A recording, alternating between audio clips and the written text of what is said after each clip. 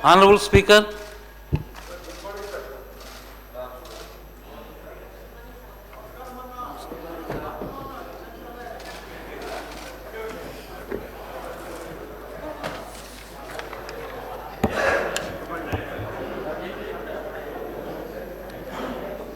I request the Deputy Chief Minister, Finance and Planning Energy to present the annual financial statement, budget for the financial year 2025-26.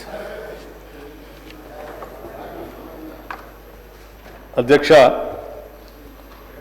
తమరి అనుమతితో 2025-26 ఆర్థిక సంవత్సరానికి గాను వార్షిక ఆదాయ వ్యయ పట్టిక బడ్జెట్ను సభలో ప్రవేశపెడుతున్నాను.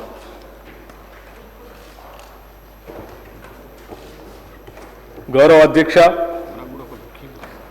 ప్రజా ప్రయోజనాలే ధ్యేయంగా పారదర్శకత మరియు జవాబుదారీతనంతో సాగుతున్న మా ప్రభుత్వం 2025-26 ఆర్థిక సంవత్సరానికి బడ్జెట్ ప్రవేశపెడుతున్నందుకు సంతోషంగా ఉంది.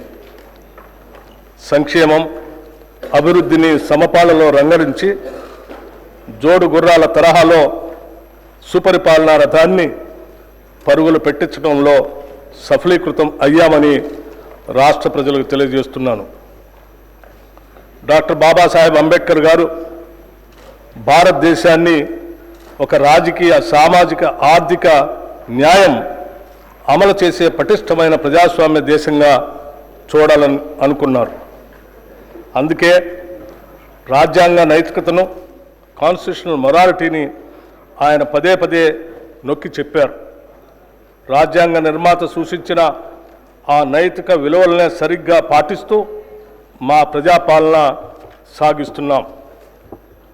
తెలంగాణ ప్రజలు మమ్మల్ని నమ్మి కట్టబెట్టిన అధికారాన్ని మేము ఎవరి వ్యక్తిగత ప్రయోజనాల కోసం తాకట్టు పెట్టకుండా, అధికార పీఠం హోదాగా భావించకుండా ప్రజల జీవన స్థితిగతులు పెంచుతూ మార్పు తెచ్చే విధంగా బాధ్యతగా వహిస్తూ వినమ్రంగా ప్రజలకు నిత్యం జవాబుదారీతనంతో ఉంటూ విస్తృత ప్రజా ప్రయోజనాలే పరమావధిగా పాలన సాగిస్తున్నాం.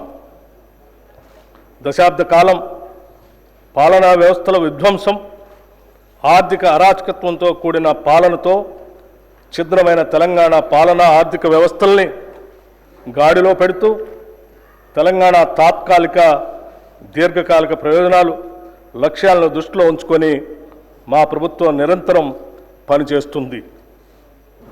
నిజం కూడా ప్రతిరోజు ప్రచారంలో ఉండాలి. లేదంటే అబద్ధం నిజంగా మారి రాష్ట్రాన్ని, దేశాన్నే కాదు ప్రపంచాన్ని కూడా నాశనం చేస్తుంది. ప్రభుత్వం చేసే ప్రతి చర్యలో శంకిస్తూ నిరాధారమైన విమర్శలు చేయడమే కొందరు పనిగా పెట్టుకున్నారు.